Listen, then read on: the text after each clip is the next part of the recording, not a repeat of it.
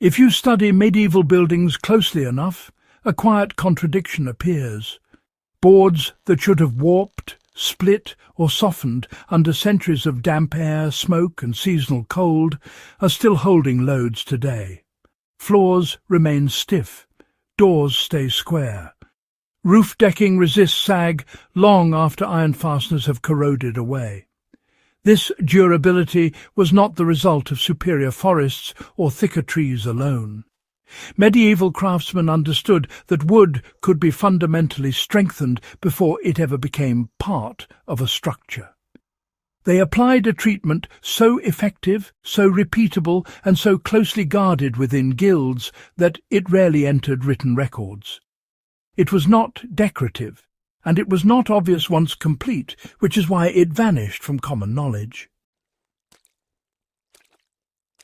This guide breaks down that method clearly, practically, and without embellishment, because the technique matters as much now as it did then.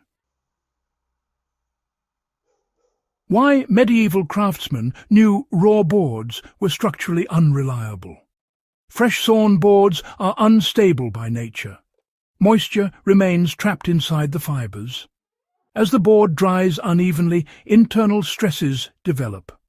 Over time, this leads to cupping, twisting, and loss of strength.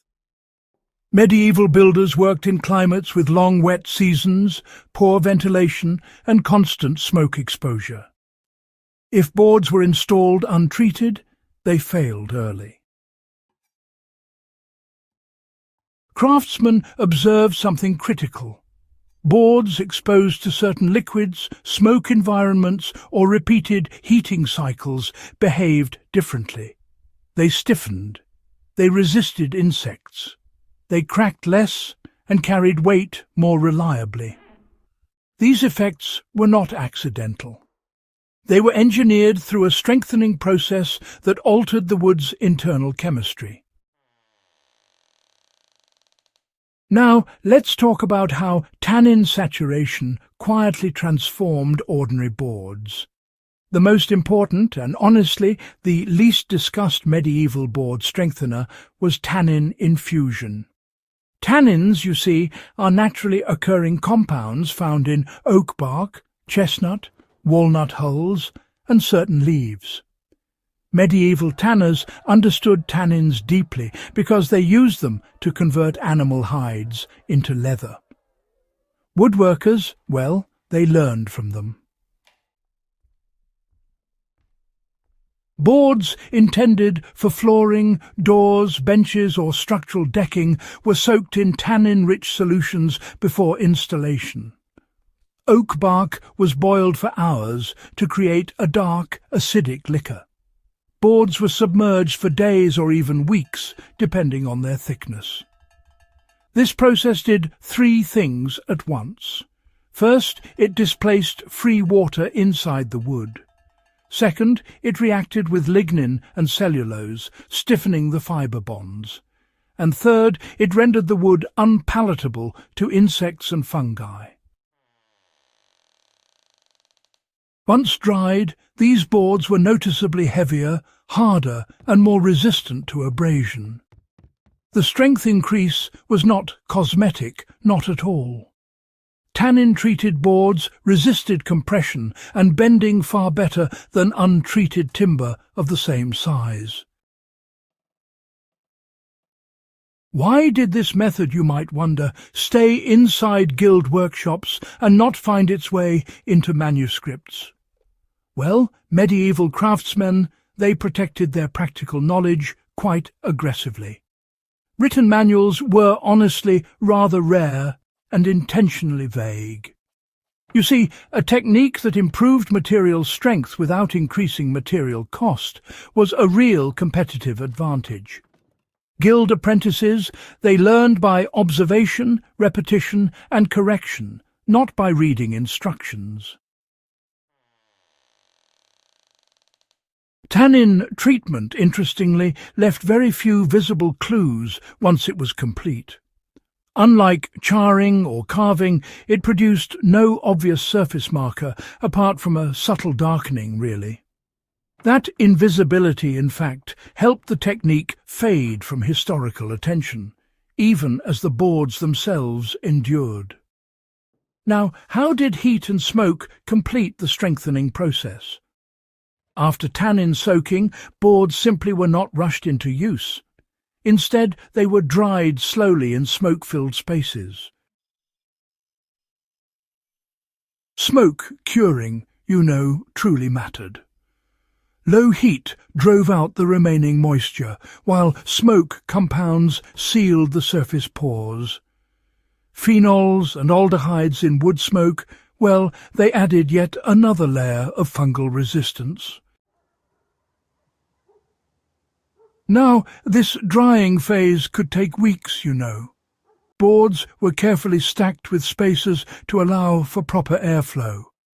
Craftsmen would keep a close eye on any warping, correcting it while the wood was still, pliable. Once everything was set, the boards would hold their shape rather stubbornly. The combination of tannin saturation and smoke curing honestly created boards that behaved more like engineered material than just raw lumber. So, where did medieval builders actually use these strengthened boards? Well, this treatment was really reserved for high-value applications. Door planks, stair treads, floors in great halls, monastery benches, wagon beds and storage lofts all received tannin-treated boards.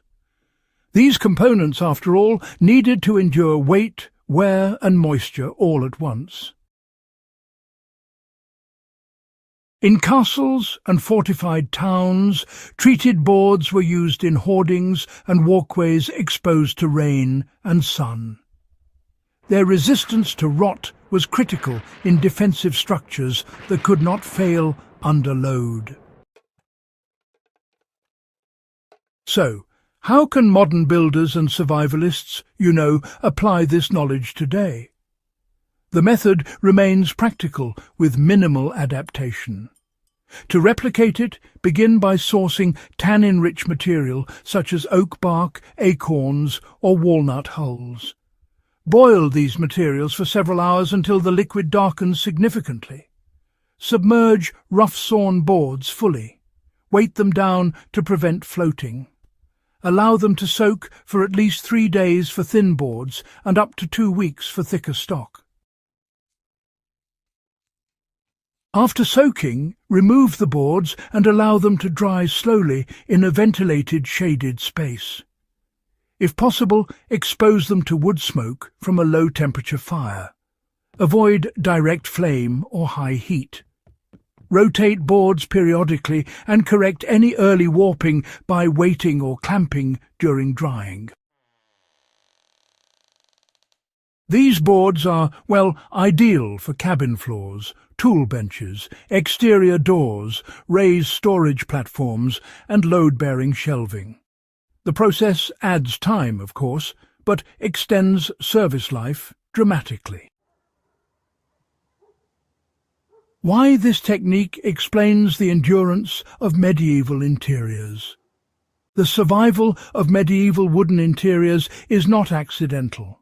Builders understood that strength was created before assembly, not after failure. By altering wood at the cellular level, they reduced maintenance, conserved resources, and ensured reliability in an era where replacement was, costly and slow. This knowledge was quiet, practical, and ruthlessly effective. That is why it lasted for centuries. If this breakdown gave you tools to better understand medieval craftsmanship and apply it in your own projects, subscribe to In the Beginning. Share this episode with fellow history and survival enthusiasts, and help preserve the techniques that built the world we inherited.